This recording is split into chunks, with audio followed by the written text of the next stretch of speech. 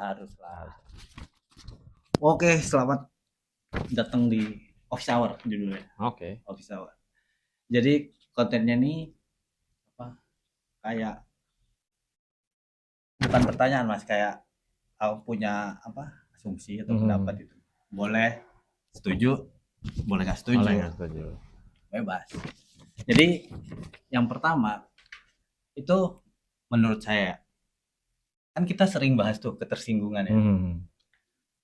Dan ketersinggungan itu kan perkara kita mau menerima atau nggak mau menerimanya sebagai bahan ketersinggungan.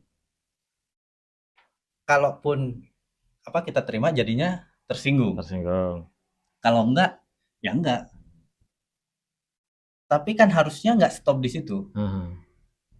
Kan ada ranahnya kita tersinggung, tapi ada ranahnya kita menyinggung. Kalau skopnya umum, kita jangan ke umum dulu. Kalau skopnya itu kita sebagai pembicara atau lingkup kita internal ya, kan harusnya tidak ada tersinggung itu karena mereka datang untuk kita gitu. Tapi kalau umum mungkin kita akan menyinggung orang lain. Nah yang sering kali nggak dinotis saat kita menyinggung ya minta maaf. Nah itu kan tapi yang sering ditekankan kan tersinggung dan tidak tersinggung. Tapi yang dilewatkan kalau kamu menyinggung ya minta maaf harusnya ya. Ini menurut saya. Fair ya. Nah menurut pandangan sampean tuh gimana?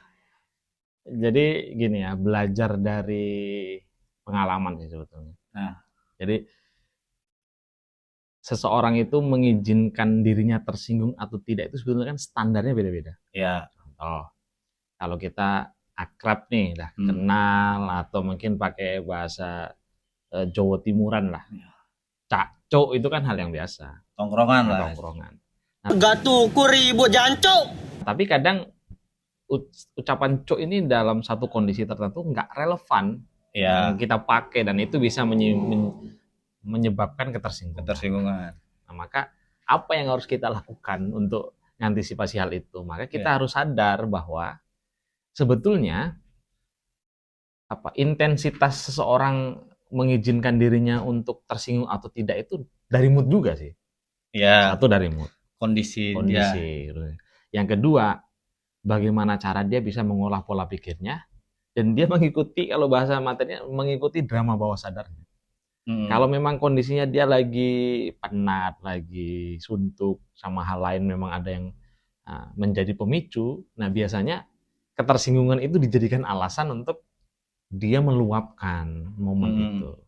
Kalau ditanya, kita kan sebetulnya kalau nggak jadi objek ya jadi subjek.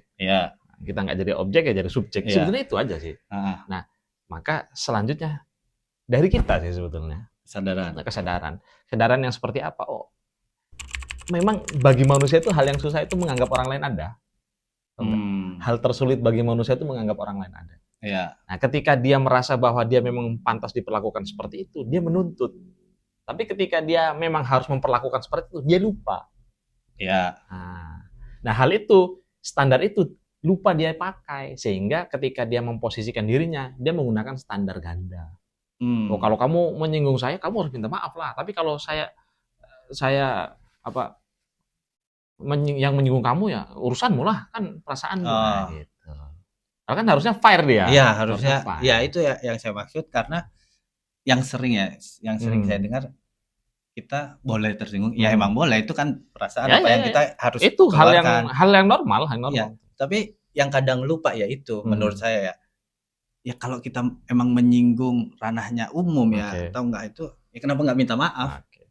Bahkan terkadang saya dari satu kondisi ya, saya sadar setelah ngelontarin satu statement, ternyata habis itu orang tersinggung. Kan kita sadar nih, dari raut mukanya, dari mimik wajahnya, terus kemudian dari kondisi hatinya kan di hadapan kita sadar. Nah, tapi untuk mencairkan suasana itu terkadang saya nggak harus minta maaf. Tapi perintah terbalik.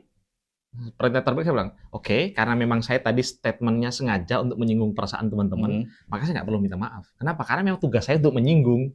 Maksudnya kenapa untuk menyinggung? Karena memang itulah niat saya. Dengan ketersinggungan itu, harapannya seseorang bisa sadar. Karena orang kalau udah nggak tersinggung, bahaya.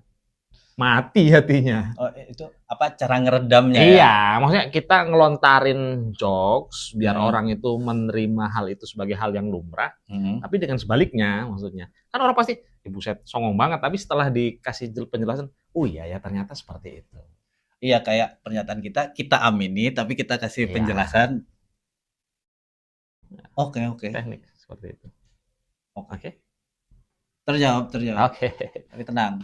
Nanti part 2. Oke, akumulasi kejadian dalam hidupnya itu menjadi sebuah pengalaman, maka dia bakal belajar. Bukan lagi orang tuh mati rasa, tidak, tapi dari